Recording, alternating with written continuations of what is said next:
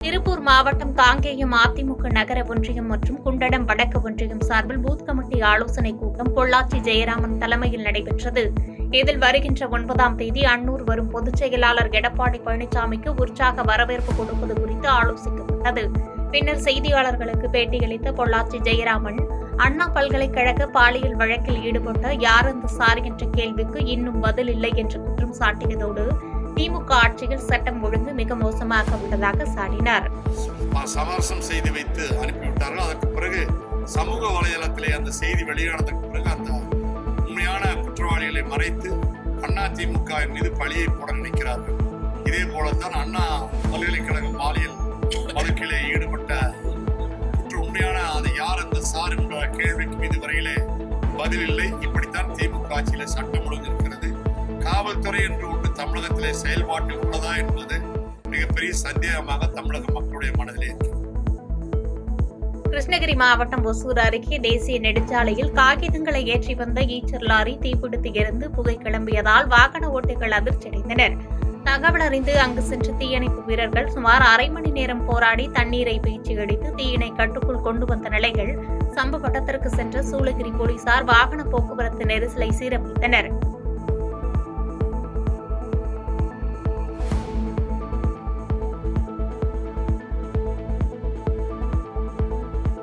புதிய பென்ஷன் திட்டத்தை ரத்து செய்வது தொடர்பான அறிவிப்பு வரும் பட்ஜெட் கூட்டத்தொடரில் வெளியாகும் என எதிர்பார்ப்பதாக திருச்சியில் நடைபெற்ற ஜாக்டோ-ஜியோ அமைப்பின் மாநில உயர்மட்ட குழு கூட்டத்தில் ஜாக்டோ-ஜியோ அமைப்பின் நிர்வாகிகள் நம்பிக்கை தெரிவித்துள்ளனர். மேலும் கோரிக்கைகள் நிறைவேற்றப்படாவிட்டால் அடுத்த கட்ட போராட்டங்கள் தொடர்ச்சியாக நடத்தப்படும் என்று எச்சரிக்கை விடுத்துள்ளனர்.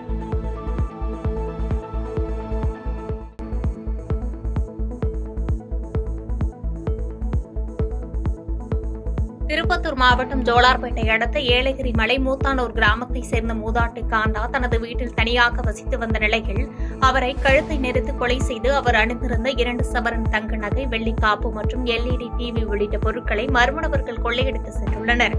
திருப்பத்தூர் மாவட்டத்தில் தனிமையில் வசிக்கும் மூதாட்டியை குறிவைக்கும் நகை பறிக்கும் மர்ம கும்பலால் அச்சமடைந்துள்ள பொதுமக்கள் காவல்துறை உரிய நடவடிக்கை எடுக்க வேண்டும் என்று கோரிக்கை வைத்துள்ளனர்.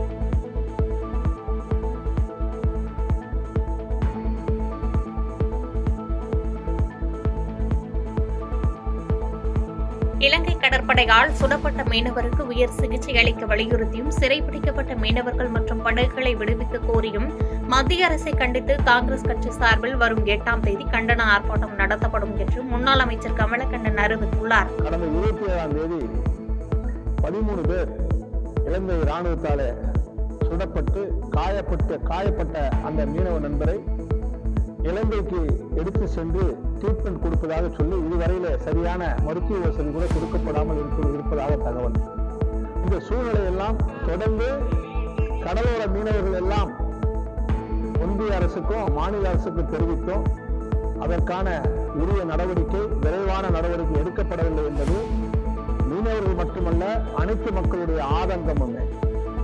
இதையெல்லாம் கண்டித்து ஒன்றிய அரசு மீனவர்களுக்கான இந்த பிரச்சனையை நிரந்தர தீர்வு செய்வதற்கான நடவடிக்கைகளை மேற்கொள்ள வேண்டும் என்று வற்புறுத்தி வருகின்ற 8ஆம் தேதி காரைக்கால் மாவட்ட காங்கிரஸ் சார்பாக காரைக்கால் மாவட்ட மீனவர் காங்கிரஸ் சார்பாக கண்டன ஆர்ப்பாட்டம் ஒன்று முன்னாள் முதலமைச்சர் நாராயணசாமி அவர்கள் தலைமையிலே காரைக்கால் பேருந்து நிலையத்திலே வருகின்ற சனிக்கிழமை 8ஆம் தேதி மாலை 4 மணி அணியல் நடைபெற இருக்கிறது. காரைக்கால் அரசு வேளாண் கல்லூரி மாணவர்களே இயற்கை முறையில் விளைவித்த பாரம்பரிய நெல் ரகங்களை களத்தில் இறங்கி அறுவடை செய்து மகசூல் ஈட்டியுள்ள நிலையில் காரைக்கால் மாவட்ட விவசாயிகளும் தங்களது நிலங்களில் பாரம்பரிய நெல் ரகங்களை இயற்கை முறையில் விளைவித்து நல்ல மகசூலும் லாபமும் ஈட்டலாம் என வேளாண் கல்லூரி மாணவர்கள் வேண்டுகோள் விடுத்துள்ளனர். மனுஷங்களும் ரைஸும் ரெண்டும் ஒன்று மாதிரி தான். மனுஷங்களில் எவ்வளோ வெரைட்டிஸ் இருக்கும், பர்சனாலிட்டிஸ் அந்த மாதிரி இருக்கிற மாதிரி அந்த மாதிரி ரைஸில் 3 வெரைட்டி நாங்கள் ஆக்சுவலி சோ பண்ணி வளர்த்து கல்டிவேட் பண்ணி அதை ஹார்வெஸ்ட் பண்ணியிருக்கோம். 3 வெரைட்டிஸ்லேயே 2 வெரைட்டி கிச்லி சம்பா தூயமல்லி நாங்கள் இப்போ ஹார்வெஸ்ட் பண்ணியிருக்கோம். இன்னொரு ஒரு வெரைட்டி கருப்பு கவுனி, இது இன்னொரு ஒரு வீக்கில் நாங்கள் ஹார்வெஸ்ட் பண்ண போகிறோம். இப்போ நாங்கள் ஃபுல் அண்ட் ஃபுல் ஆர்கானிக்காக போயிருக்கோம். எந்த ஒரு பெஸ்டிசைட்ஸ், ஹெர்பிசைட்ஸ் இந்த மாதிரி எந்த ஒரு கெமிக்கல்ஸும் யூஸ் பண்ணாமல் ஃபுல் அண்ட் ஃபுல் ஆர்கானிக்காக போயிட்டு நாங்களே வந்து students full and full students எந்த ஒரு லேபர் ஒர்க் யூஸ் பண்ணாமல் வேறு யாரும் யூஸ் பண்ணாமல் ஸ்டூடெண்ட்ஸே வந்து எல்லா ஒரு லேபர் ஒர்க்ஸும் பண்ணியிருக்காங்க. வீடிங்லேருந்து சரி, சோயிங் பண்ணுறதும் சரி, எல்லாமே வந்து ஸ்டூடெண்ட்ஸே பண்ணி நாங்களே தியரிட்டிக்கலாக பார்க்குறது மட்டும் இல்லாமல் அது வந்து ரொம்ப ப்ராக்டிக்கலாக ஆக்சுவலி அனுபவிச்சு என்ன பண்ணணும், ஒரு ஃபார்மர்ஸ் எப்படி பண்ணுறாங்கன்னு அதை நாங்களும் ஒர்க் பண்ணியிருக்கோம். இப்போ அதை ஹார்வெஸ்ட்டு பண்ணியிருக்கோம். நாங்கள் வந்து இந்த ட்ரெடிஷ்னல் சீட் வெரைட்டிஸ் போட்டிருக்கோம். அது வந்து நல்லாவும் வளர்ந்து நல்லாவும் வந்திருக்கு. நிறைய ஃபார்மர்ஸ் வந்து அதை யூஸ் பண்ணால் இன்னும் பெட்டராக இருக்கும்னு நாங்கள் ஃபீல் பண்ணுறோம்.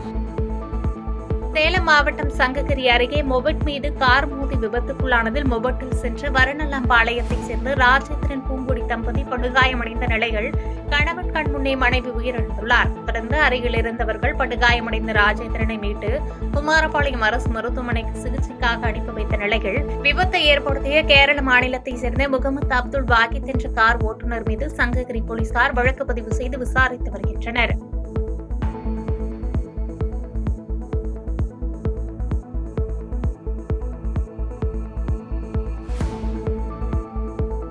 சிவகங்கை மாவட்டம் இளையான்குடியில் மின் இணைப்பு பெயர் மாற்றத்திற்கு ரூபாய் 1500 லஞ்சம் வாங்கிய மின்சார வாரிய உதவி செயற்பொறியாளர் சிவகுமார் என்பவரை லஞ்ச ஒழிப்பு போலீசார் கையும் களவுமாக கைது செய்தனர். லஞ்ச பணத்தை பெறும்போது அங்கு மறைந்திருந்த லஞ்ச ஒழிப்பு போலீசார் சிவகுமாரை கையும் களவுமாக பிடித்து கைது செய்து தீவிர விசாரணை நடத்தி வருகின்றனர்.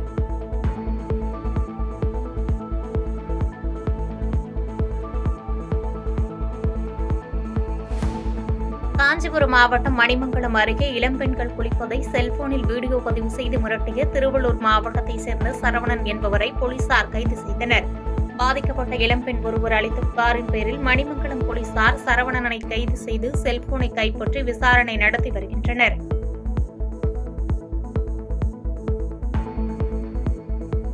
திருப்பூரில் தனியார் பெயிண்ட் குடோனில் ஏற்பட்ட தீ விபத்தில் பல லட்சம் மதிப்பிலான பெயிண்டுகள் மற்றும் தின்னர்கள் முற்றிலும் எரிந்து சேதமானது. சம்பவ இடத்திற்கு வந்த திருப்பூர் தெற்கு தீயணைப்புத் துறையினர் 2 வாகனங்கள் மூலம் தீயை அணைக்கும் முயற்சியில் ஈடுபட்டனர். இதனிடையே குடோனில் இருந்த தொழிலாளர்கள் உடனடியாக வெளியேறியதால் உயிர் சேதம் அதிர்ஷ்டவசமாக தவிர்க்கப்பட்டது.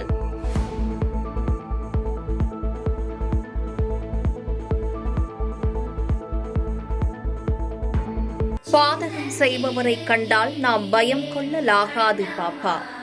மோதி மிதித்துவிடு பாப்பா, அவர் முகத்தில் உமிழ்ந்துவிடு பாப்பா. அண்மை செய்திகளை உடனுக்குடன் தெரிந்து கொள்ள இணைந்திருங்கள் எம் நாடு தொலைக்காட்சியுடன்.